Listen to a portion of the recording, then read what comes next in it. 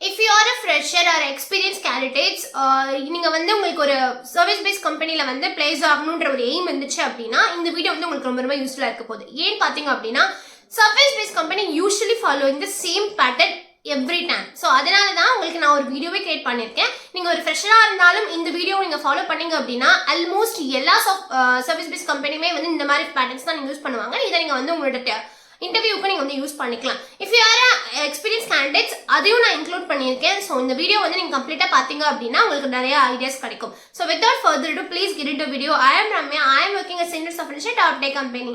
If you are a complete beginner, that means a fresher, எனக்கு வந்து ஏதாவது ஒரு கம்பெனியில் பிளேஸ் ஆகணும் அப்படின்னு நினைக்கிறீங்க, அண்ட் ஆல்சோ எனக்கு வந்து ஜாபே கிடைக்கல, ஏதாவது நான் வந்து ஈஸியாக நான் பாஸ் ஆகி ஒரு கம்பெனிக்குள்ள போயிட மாட்டோமா அப்படின்ற போது நீங்கள் ஒரு ப்ராடக்ட் பேஸ் கம்பெனி அப்ரோச் பண்ணுறது வந்து கொஞ்சம் கஷ்டமான விஷயம். பிகாஸ் ப்ராடக்ட் பேஸ் கம்பெனிக்கு வந்து ஒரு குட் ப்ரிப்ரேஷன், உங்களுக்கு வந்து ஒரு நாலேஜ், டிஎஸ்ஏ நாலேஜ் இதெல்லாமே தேவைப்படுது. பட் நீங்கள் வந்து ஒரு சர்வீஸ் பேஸ் கம்பெனிக்கு போறீங்க அப்படின்னா, அதுவும் ஃப்ரெஷராக போறீங்க அப்படின்னா நிறைய உங்களுக்கு வந்து கற்றுக்கணும் அப்படின்லாம் அவசியம் கிடையாது. நீங்கள் வந்து நான் சொல்கிறது நீங்கள் ஃபாலோ பண்ணாவே நீங்கள் மேக்ஸிமம் ஆஃப் த ரவுண்ட்ஸ் வந்து ஈஸியாக கிளியர் பண்ணிடலாம். மேக்ஸிமம் ஆஃப் த கம்பெனியும் நீங்கள் வந்து ஈஸியாக கிராக் பண்ணிடலாம்.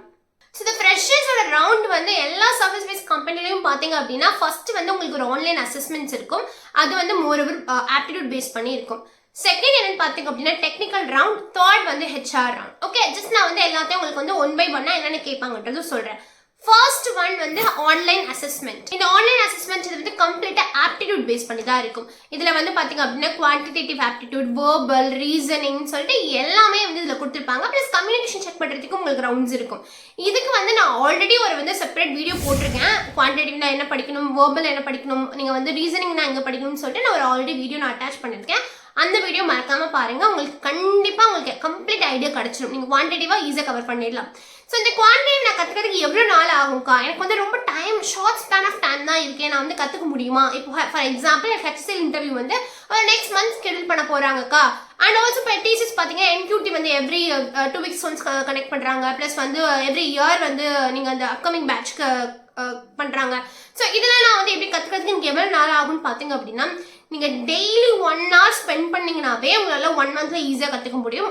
வித் ஆல் த பேட்டர்ன்ஸ் நான் சொல்கிறேன். ஆல் த பேட்டர்ன்ஸ் நீங்கள் கற்றுக்கணும்னா நான் சொல்கிறேன். இல்லை எனக்கு வந்து 1 or 2 weeks கற்றுக்கணும் அப்படின்னா, if your willing to spend 2 to 3 hours definitely you can learn. So வந்து இந்த ஆப்டிடியூட் கற்றுக்கிறதுக்கு ரொம்ப நாளாக ஆகாது. It's all about practices.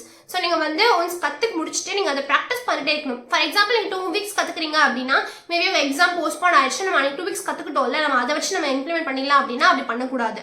நான் நிறைய ப்ராப்ளம் என்ன பார்க்குறேன்னு பார்த்தீங்க அப்படின்னா, நான் வந்து ஃப்ரெஷர்ஸ் கிட்ட பேசும்போது என்ன சொல்கிறாங்க பார்த்தீங்க அப்படின்னா, ஆப்டிடியூட்ல தான் 4 ஆப்ஷன்ஸ் கொடுப்பாங்கல்ல, நான் எதுக்கு கஷ்டப்பட்டு இதெல்லாம் படிக்கணும், இதெல்லாம் முதல் படிக்கணுமா அப்படின்ற ஒரு கொஸ்டின்ஸ் வருது.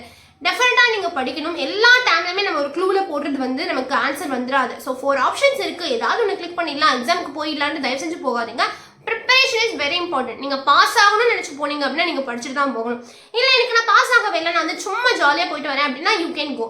பட் நீங்கள் வந்து இந்த ஒரு பர்டிகுலர் ரவுண்டு நான் கிளியர் பண்ணணும்னு நினச்சி போனீங்க அப்படின்னா, ஜஸ்ட் நீங்கள் ஒரு வாழ்க்கையில் நெக்ஸ்ட் ஸ்டெப் போகிறதுக்கு at least 1 week or 2 weeks spend பண்ண மாட்டீங்களா படிக்கிறதுக்காக? ஆப்வியஸாக பண்ணுவீங்க தானே. டெய்லி 2 to 3 hours நீங்கள் ஸ்பெண்ட் பண்ணிங்கனாவே ஈஸியாக 2 weeksல நீங்கள் வந்து எல்லா ஆப்டிடியூட்டையும் நீங்கள் வந்து ஃபாலோ பண்ணிடலாம். எக்ஸ்பீரியன்ஸ் கேண்டிடேட்ஸ்க்கு வந்து ஆப்டிடியூட்ஸ் வந்து மோரோவர் இருக்காது. நான் வந்து அட்டென்ட் பண்ண எந்த கம்பெனியும் நான் வந்து ஆப்டிடியூட் பார்க்கல. But if you really want to learn aptitudes நீங்கள் வந்து அதில் ஃபாலோ பண்ணிக்கலாம். பட் எனக்கு தெரிஞ்சு எந்த எக்ஸ்பீரியன்ஸ் கேண்டிடேட்ஸ்க்குமே வந்து உங்களுக்கு வந்து கேட்கறது இல்லை. பட் ஆப்டிடியூடுக்கு பதிலாக உங்களுக்கு MCQs மாதிரி கேட்பாங்க. நீங்கள் எந்த டொமைனில் இருக்கீங்க அப்படின்னா, நீங்கள் எந்த லாங்குவேஜ் உங்களுக்கு தெரியுன்றதை வச்சு MCQ கேட்பாங்க. That is happen.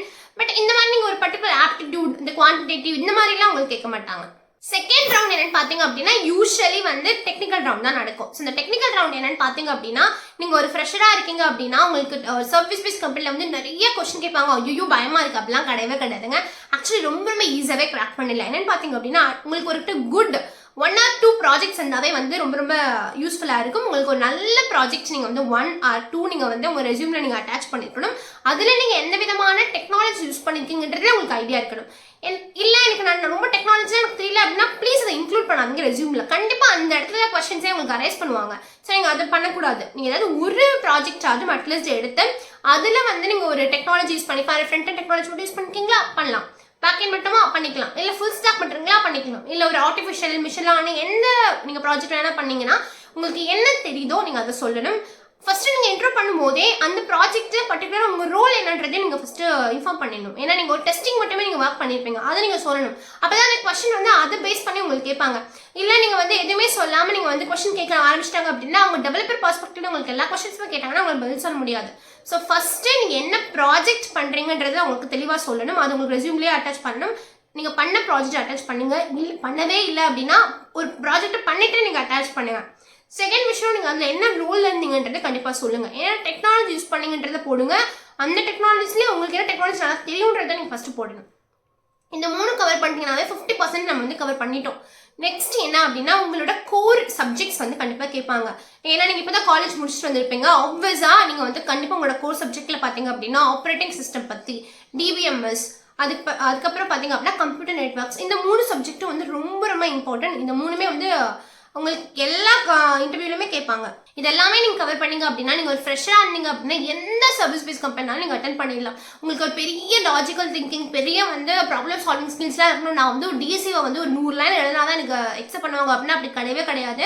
ப்ளீஸ் நீங்க வந்து நிறைய மித்ஸ் எல்லாம் ஃபாலோ பண்ணி பயப்படாதீங்க. ஃபர்ஸ்ட் ஆஃப் ஆல் நிறைய பேர் நான் பாக்குறேன் அவங்க வந்து டெக்னிக்கல் இன்டர்வியூக்கு போறதுக்கே பயப்படுறாங்க. ஏன்னா நானுமே வந்து இன்டர்வியூ கண்டக்ட் பண்ணிருக்கேன். நான் வந்து டிசிஸோட டிஜிட்டலுக்கும் போயிருக்கேன், நான் நிஞ்சாக்கும் போயிருக்கேன். நீங்க ஆன்லைன் அசஸ்மெண்ட்லாம் கிளியர் பண்ணியிருந்தா மட்டும் தான் டெக்னிக்கல் இன்டர்வியூக்கு உள்ள அப்பீர் ஆயிருப்பீங்க. அப்படின்ற போது நீங்க வந்து அந்த ஒரு பிளாட்ஃபார்ம் வந்து கரெக்டா யூஸ் பண்ணணும். நான் வந்து எனக்கு ஒரு எக்ஸ்பீரியன்ஸே இருக்கு.